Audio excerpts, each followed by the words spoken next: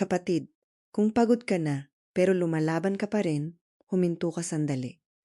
Ang mensaheng ito ay para sa pusong gustong bumangon, pero hindi na alam kung saan kukuha ng lakas. Ngayong Hulyo 2, 2026, ang ating pagninilay ay mula sa Mabuting Balita ayon kay San Mateo. Ito ay Huwebes ng ika-13 linggo sa karaniwang panahon. Sa Ebanghelyo, may isang taong hindi makalakad na dinala kay Jesus. Hindi siya nakalapit mag-isa. May mga taong nagbuhat sa kanya.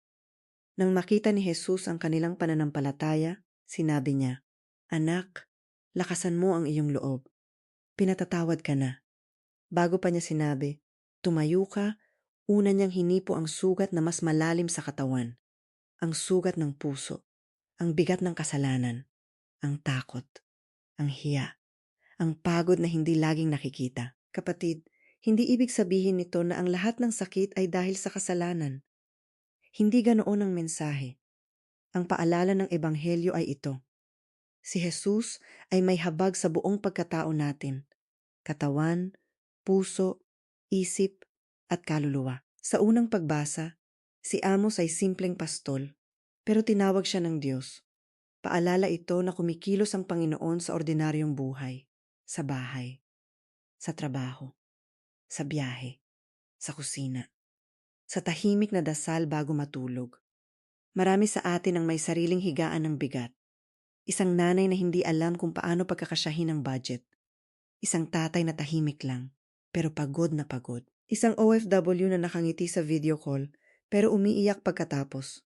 Isang anak na nagdarasal para gumaling ang magulang. Isang taong gustong magsimula ulit, pero nahihiyang lumapit sa Diyos. Kapatid, pakinggan mo ito. Hindi ka tinataboy ni Jesus. Hindi ka niya minamaliit. Hindi niya sinasabi, ayusin mo muna ang buhay mo bago ka lumapit. Lumapit ka kung nasaan ka ngayon. Pagod ka man. Nagkamali ka man. Umiiyak ka man. May lugar ka pa rin sa awa ng Diyos. At minsan, tayo rin ang tinatawag na magbuhat ng iba palapit kay Jesus. Sa pamamagitan ng panalangin, pag-unawa, pagpapatawad, at simpleng presensya. Maaring hindi mo hawak ang lahat, pero hawak ka ng Panginoon. Maaring mabagal ang sagot, pero hindi sarado ang langit. May pag-asa pa. Kasama mo si Jesus.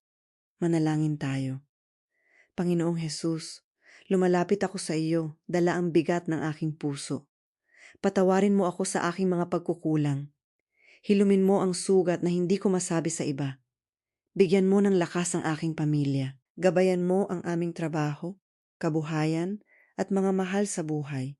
Turuan mo akong bumangon, hindi dahil kaya ko ang lahat, kundi dahil kasama kita.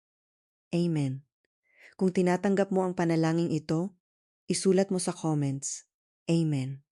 Ay comment mo rin ang pangalan ng taong gusto mong ipagdasal natin. Ay share mo ito sa isang taong pagod na, pero patuloy pa ring lumalaban.